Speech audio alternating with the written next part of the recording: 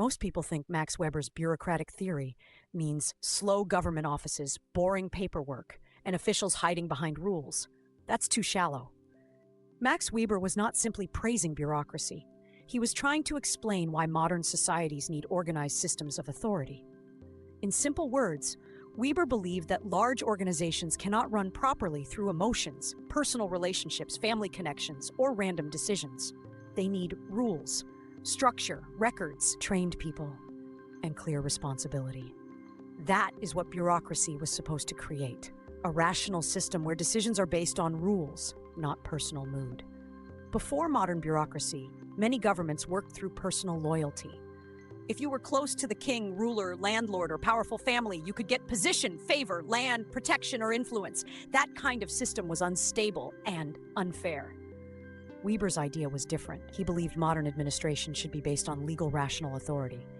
This means power should come from law, office, and official responsibility, not from bloodline, friendship, fear, or personal loyalty. Weber said bureaucracy has some key features.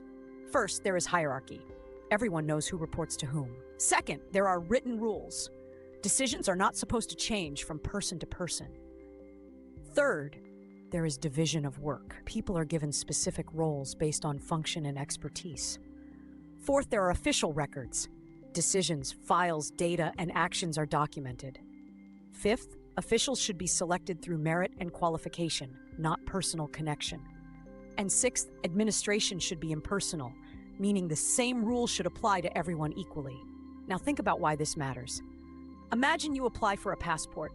In a proper bureaucratic system, your application should be judged by your documents, identity, eligibility, and legal requirements. It should not depend on whether the officer likes you, whether you know someone, or whether you gave a bribe. That is Weber's ideal bureaucracy. The system should be predictable. The process should be clear. The officer should follow the rule, not personal preference. And sometimes we use Weber's ideas in daily life without realizing it. A school has a principal, teachers, admin staff, exam rules, attendance records, and admission criteria. A restaurant has managers, chefs, cashiers, inventory rules, hygiene procedures, and order records. A company has departments, job descriptions, reporting lines, HR policies, and performance systems. These are all bureaucratic ideas, not because they are government offices, but because they use structure to manage work. But here's the catch. Weber's theory explains the ideal version of bureaucracy, not always the real version. In theory, bureaucracy creates fairness, efficiency, professionalism, and stability. In reality, bureaucracy can become slow, rigid, and frustrating. Rules can become more important than results. Officers can avoid responsibility by saying, "This is the procedure." Files can move from table to table without anyone solving the actual problem. This is where bureaucracy becomes a burden instead of a solution. The biggest weakness of Weber's model is that it can turn humans into machines. If every decision only follows rules, then flexibility disappears. Sometimes citizens need judgment, urgency, and common sense. A hospital emergency cannot wait for 5 signatures. A flood relief operation cannot move at file speed.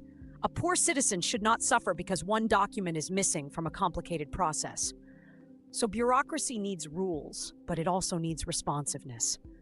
Still, Weber's theory is important because it explains why modern states need administrative structure. Without hierarchy, nobody knows who is responsible. Without records, corruption becomes easier. Without rules, decisions become unfair. Without merit, incompetent people enter important positions. Without division of work, departments become confused. So the problem is not bureaucracy itself. The problem is bad bureaucracy. When rules exist but accountability is missing, when hierarchy exists but leadership is weak, when records exist but services still fail. So Max Weber's bureaucratic theory teaches us one powerful lesson. A modern government cannot run only on charisma, speeches, emotions, or personal power. It needs institutions, it needs procedures, it needs trained officials, it needs predictable systems. But those systems must serve people, not trap them. At the Learning Studio, we will understand Weber not as a boring old theorist, but as someone who explained the operating system of the modern state. Because once you understand Weber, you understand why bureaucracy exists, why it matters, and why it can either protect citizens from unfairness or crush them under endless rules.